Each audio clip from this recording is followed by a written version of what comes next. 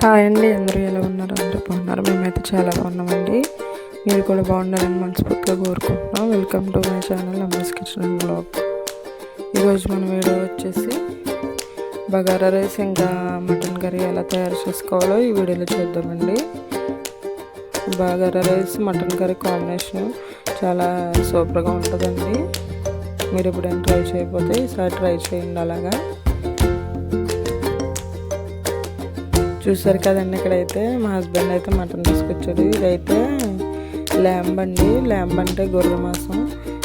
మామూలుగా మటన్ అంటే రెడ్గా ఉంటుంది కదండి, ఇది కొంచెం లైట్ కలర్లో ఉంటుంది. ఇక్కడైతే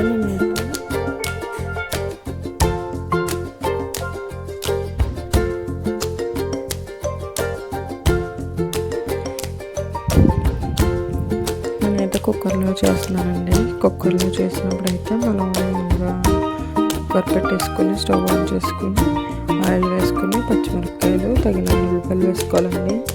మటన్ కర్రీలోకి ఎక్కువ ఉల్లిపాయలు వేసుకుంటే స్వీట్నెస్ వచ్చేస్తుంది, ఇంకా అందుకని తక్కువగా వేసుకోవాలండి. మీడియం అయితే 2 వేసుకోవాలి, చిన్న ఉల్లిపాయలు అయితే 3 వేసుకోవాలండి. నేనైతే 2 ఉల్లిపాయలు వేసానండి. వేసి వేయించుకోవాలండి ఉల్లిపాయలు. అయితే ఉల్లిపాయలు వేగిపోయిన తర్వాత చిన్న దాల్చిన చెక్క ముక్క వేసానండి, టేస్ట్ ఉంటుందని.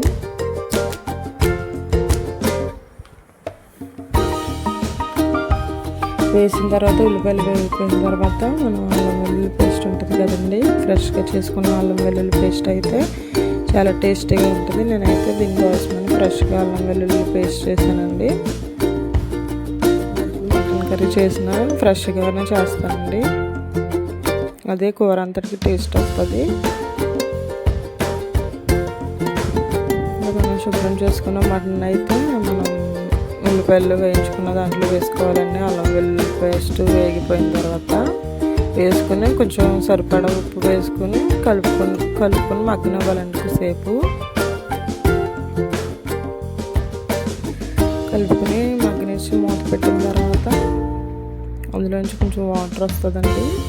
చూసారు కదండి వాటర్, ఆ వాటర్ అంతా కొంచెం ఎగిరేంత వరకు ఉన్న తర్వాత పసుపు వేసుకోవాలండి. మటన్ కర్రీని అయితే చాలా రకాలుగా కుక్ చేయొచ్చండి. మీరు ఎలాగా కుక్ చేస్తారో కూడా కామెంట్ చేయండి. ఎలాగా కుక్ చేస్తారో ఇంకా వేరేలాగా కుక్ చేస్తారో కామెంట్ చేయండి. పసుపు వేసి కలుపుకున్న తర్వాత నేనైతే సరిపడా కారం వేసానండి. మటన్ కర్రీలో కొంచెం కారం ఎక్కువగానే పడుతుంది, కారం తక్కువైనా అంత టేస్ట్ ఉన్నదండి.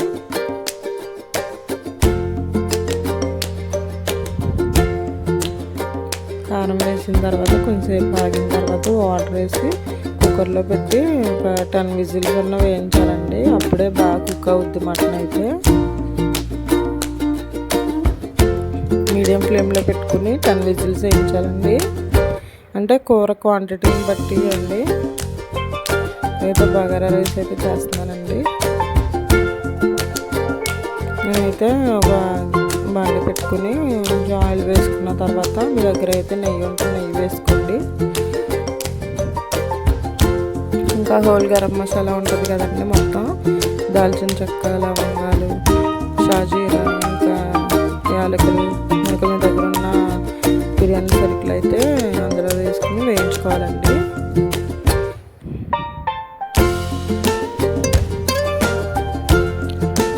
నేనైతే దీంట్లో ఒకటి వేయడం మర్చిపోయానండి, అదేంటో మీరు కామెంట్ చేయండి. తర్వాత జీడిపప్పులు ఉంటాయి మన దగ్గర, జీడిపప్పులు వేసుకుంటే చాలా టేస్ట్గా ఉంటుందండి బగారా రైస్ అయితే.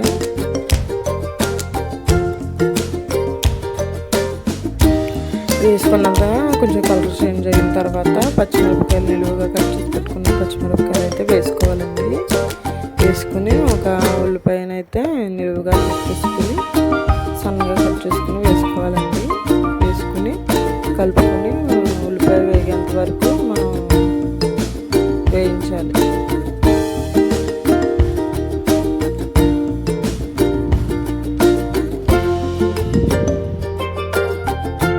ఇదైతే సండే స్పెషల్ కింద చేశాను నేనైతే. సండే రోజు మీరు స్పెషల్ చేశారో కామెంట్ చేయండి.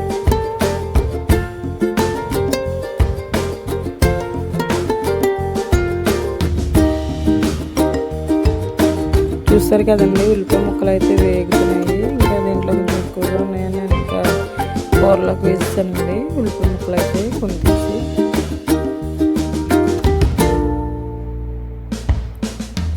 ఉల్లిపాయ బాగా వేగితేనే టేస్ట్ వస్తుందండి పలావ్కైనా బిర్యానీకైనా. కొంచెం బ్రౌన్ కలర్ వచ్చేంత వరకు వేయించుకుంటే చాలా టేస్ట్గా ఉంటుందండి.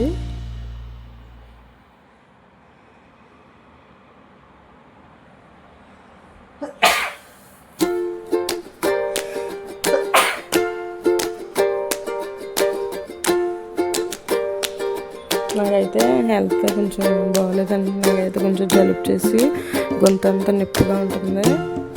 వాయిస్ బాగోపోతే ఏమనుకోకండి.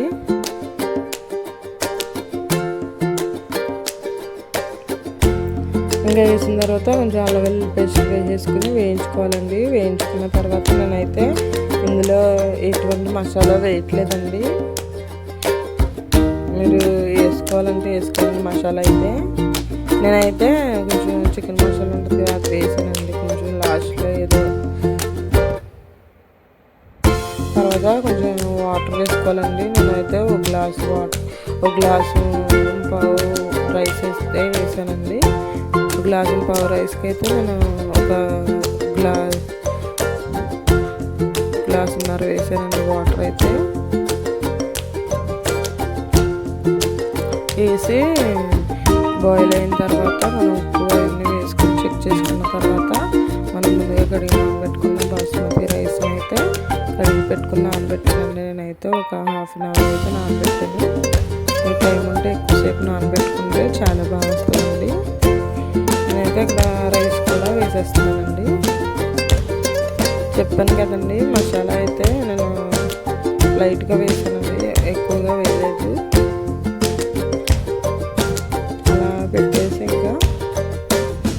పెట్టేసి ఇంకా మీడియం ఫ్లేమ్లో పెట్టేస్తానండి. నేనైతే వాటర్ అంతా అబ్జర్వ్ అయిపోయేంత వరకు.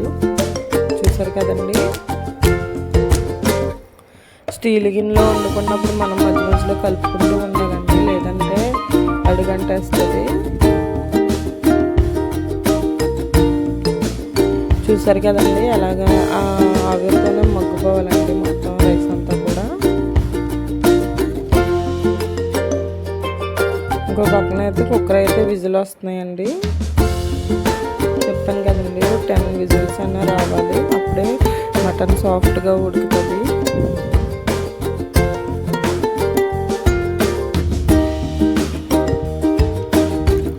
ఇంకా లాస్ట్లో మనం కొత్తిమీర పుదీనా వేసేసుకుని ఇంకా బిర్యానీ ఇంకా స్టవ్ ఆఫ్ చేసేసుకుని మూత పెట్టి ఒక 10 మినిట్స్ అలా మగ్గనిచ్చిన తర్వాత అప్పుడు సర్వ్ చేసుకుంటే చాలా టేస్ట్గా ఉంటుందండి మటన్ కర్రీ ఇంకా బిర్యానీ అయితే.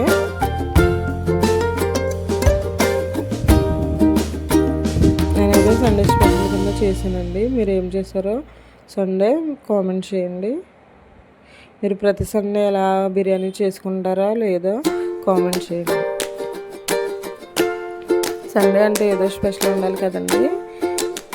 ఇక్కడైతే కుక్కర్ విజిల్ అయిపోయిందండి. స్టవ్ ఆఫ్ చేసిన తర్వాత కొంచెం ఒక 10 మినిట్స్ అలాగా ఆవిరంతా వెళ్ళిపోయేంత వరకు ఉంచి అప్పుడు మూత తీసుకుని మసాలా ఉంటుంది కదండి మన ఇంట్లో గరం మసాలా, అది వేసుకుని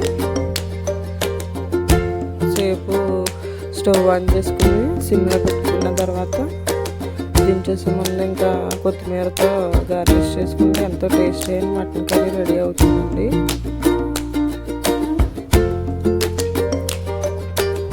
అంతేనండి వీడియో కనుక మన ఛానల్ ఎవరైనా ఫస్ట్ టైం చూస్తున్నట్టయితే ప్లీజ్ లైక్ చేయండి, షేర్ చేయండి, సబ్స్క్రైబ్ చేసుకోండి.